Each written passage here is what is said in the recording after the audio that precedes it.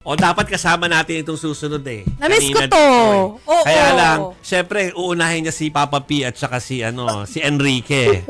Kesa sa atin. Kilig na.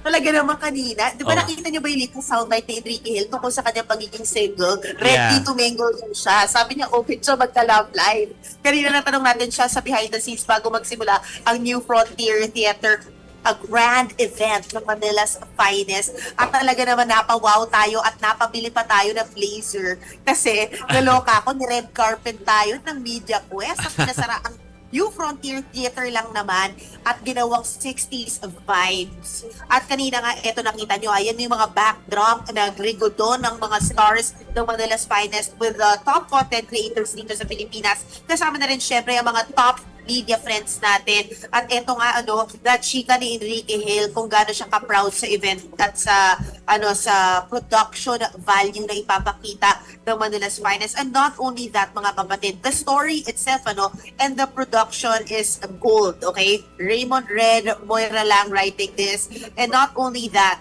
yung, yung treatment ng mga stars sa kanilang mga characters sa mga pagiging policemen of the 60s, the golden age kamo. Pero alam mo, may twist pa dyan kasi hindi pa nila buong-buo pinapakita yung yung teaser trailer na ito na talagang magpapakita, clips pa lang yun ha. Kung inilabas na nila yun, kasi hindi pa nila nilalabas, yung mga umattend lang ng event today, yun lang yung mga makakakita ng teaser. Pero pag release na nila yan, that's just scratching the surface, sabi ng Media Quest sa atin, because pag napanood na yung pelikula, sobrang daming twist ng mga karakter nila Piolo Pascual, nila Ashlyn Olviga, nila Enrique Hill, nila Jasmine Curtis Smith, which is, of course, she is, yung character niya dito would be a woman ahead of her time.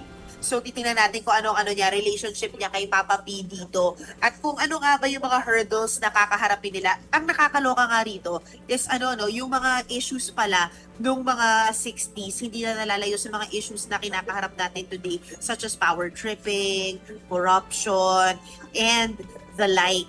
Pero ang pinakamananaig daw dito, kinikwento nga nila Enrique, is how they will handle it as, of course, policemen in the 60s, the brotherhood that they're gonna show dito sa pelikula na ito, and of course, the importance of family at the end of the day. Wow, yan na nga. So, yan na nga sinasabi ko kanina dito sa mga mojos natin. Well, hindi naman ako nagko-cover ng 60s, pero ng mga 80s, 90s na nagko-cover na ako, parang same problems. Kung ano yung mga problema noon, yung pa rin ngayon. Grabe talaga. And parang paulit-ulit kasi from the set visits to the, alam mo yun, yung mga pocket interviews natin with them, ang napapansin ko lang talaga na lagi na lang nare-repeat sa akin is how, parang sinasabi nga ni Enrique, nakakakilig for media. Kaya sabi niya, I've done so many things, but this is something new to me. I haven't experienced this level of production before. Because it's really stepping into another generation, another time. Yeah. And sabi ko nga they're really gonna take the Gen Alphas, the Gen Zs, the moviegoers, the millennials, in for a ride. Lalo na syempre mga hindi inabutan yung 60s, dahil nga sabi nila talagang na-capture nila perfectly etong panahon na ito. Tinanong din natin si Ashley, sabi ko, Ash, ikaw ba? Syempre, a woman of today ka, di ba? Ano yung mga pinaka na-enjoy mo about playing a character in the 60s? At ang sinasabi nga niya, yung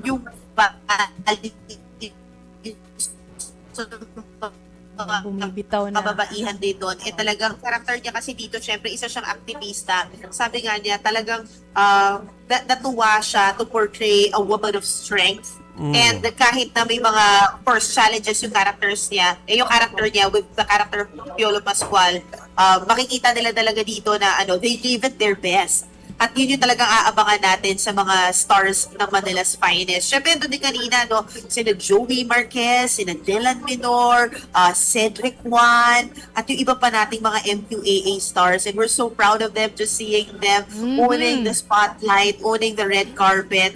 And I can't wait talaga for Christmas because this is really on top of my list.